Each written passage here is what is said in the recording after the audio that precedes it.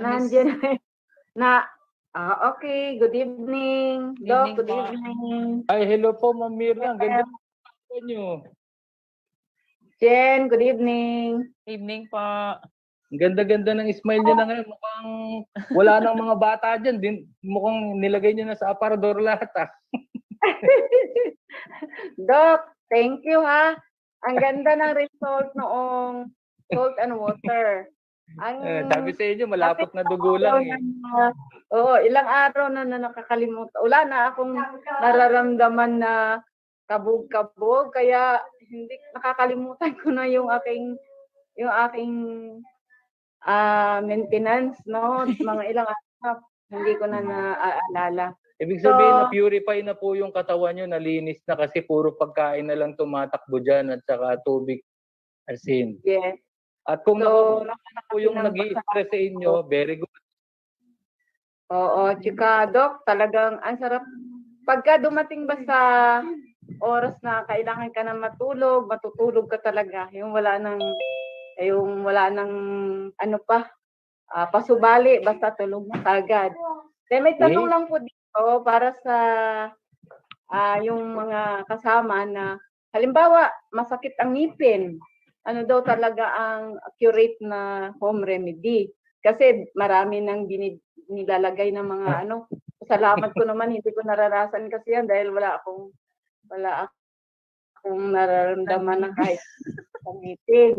Pero yung mga ibang temporary lang. May mga temporary lang po. Mamili po kayo bawang, paminta. Nawawala si Ma'am. Yes. Yan. So yun po, mamili po kayo. 3 po bibigay ko sa inyo, bawang, paminta at asin. Mamili po kayo sa 3. Pag hindi nakuha sa paminta o bawang, bibilugin niyo po kung may butas ang ipin, ipasok niyo lang po doon. Promise, mawawala yung sakit niyan. O yung balatan yung bawang na yung pamintang bilog, balatan niyo po 'yan. Lahat po ng maanghang. Kung meron, alam niyo po noon, meron nga wala silang meron sila lang yung pabango. Aba, sige, wala na tayong magagawa. Sige, pabango, spray mo. Aba, wala. Basta lahat ng spicy na pwede mong ilagay diyan, magkukos yan ng immediate effect. Pero sabi ko nga, kaya nga nagkakaroon ng ganyang inflammation because of bacterial growth. Kaya yung mga ganyan, yung may mga butas sa ipin, yan ang problema eh. Kaya nga tigilan ng mga acid forming kasi nga yung ibig nyo, tahanan ng mga bacteria yan. Pero at least sa inyo naman galing yung bacteria. Make sure, balance yung pH para yung nabubuhay na bacteria dyan, yung alkaline balance bacteria. Hindi yung mga acid-living microbes, kaya ang daming sisirain yan. Napakasakit yan, painful yan. Magkukos ng inflammation yan, irritating. Salted water lang, magugulat ka, magbabad ka lang ng salted water, mainit-init, magugulat ka, mawawala yun. Lalo na makakuha ka ng kapirasong asin, ng bilog, isalpak mo rin doon sa butas. Kung may butas. Yun nga, opo. At saka kung gusto mong mga yellow, for example, gusto mong mamanhid, di yellow, ilagay mo sa kung nandito na sa may pisngi at pasakit yung yellowhan lang. Pero yun nga sinasabi ko. Kasi nga mga bulok na ipin na yan, kaya nananakit yan eh. Kasi andun yung pamamaga nasa loob, kailangan mo ma-eliminate yung namamaga na yan. Okay, Doc. Makakaawa naman kasi pagka nagre-reklamo na mga bata ba yan? Bata siguro yan. Ay, hindi po. Dalaga. Ilang taon na? 23.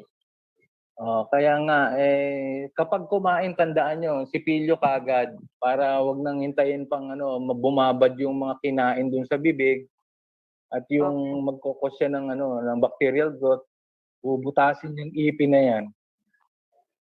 Okay. So, yun nga, sinasabi ko mag-asin or ganyan. Kaso, medyo alanganin dahil parang hindi pa siguro nasubukan. So, ngayon, maaaring... Tigilan po, para po matulungan ng katawan, tigilan po ang kaartehan sa katawan. Mahalat, ayoko niyan. Gaganon. Natawa naman daw. Kaya nga yung mga maraming may sakit ngayon kasi puro maarte sa lasa. Ay nako, tigilan yung kaartehan niyan. Hindi, pahihirapan kayo ng kaartehan nyo. Kasi po narinig ko sa inyo yung bawang. Ngayon yung isang pinsan ko. Bibilugin nyo lang po yung bawang, may babalatan nyo, tapos bibilugin nyo. Yung eksakto lang sa butas. Yung isalpak nyo yung bawang doon. Okay. Nag-advise po ako sa kanya na bawang kasi namamaga, namamanhid daw yung balakang. Sabi ko baka katulad nung sinasabi ni doktor na sa dugo ba. Paano napunta sa balakang? Teka, ipin lang, nanay. Nanay, ipin lang pinag-uusapan natin. Paano napunta sa balakang? May nag-advise kasi ako doon, Dok, sa pinsan ko na namamanhid yung balakang. Sabi ko baka sa kanyang dugo kasi narinig ko sa inyo. Sabi ko magbawang ka kaya. Ayaw niya dahil babaho na yung kanyang hininga. Anong gusto niya? Bumaho ang hininga o mawala ng hininga? Yun nga ang sabi ko. Sabi ko, gamot naman. Sige. Kaya, hindi po, basta may mga ganon, sandaan nyo, ang lahat ng pamamaga, infeksyon, bukol at bara, because malapot na po yung dugo. Hindi po nang dumadaloy ng mga ayos yung dugo sa buong katawan. Hindi po nagagampanan yung paglilinis ng lahat ng basura sa katawan, hindi nagsisirculate yung dugo. Kasi nga po malapot. Kaya nga maraming basura na i-stay doon sa isang organ, nag-create po ng irritation, mamamagayan. Kaya naano ko kasi sa inyo, naririnig ko na pagkapatuloy na nakikinig sa inyo, mamaya-maya magiging doktor na rin. So, correct. Para na-challenge ako doon sa sinabi niya sa akin. Sinabi ko yung in-advise ko. Kaso hindi pinaasahan yung sabi niya na babaho na yung kanyang hininga. Kaya natawa ako at saka sinabi ko na lang, kahit babaho, kung gamot naman, di ba, hayaan mo na, dadaan lang naman yan. Ewan ko kung ginawa naman niya kasi malayo siya eh. Ganon.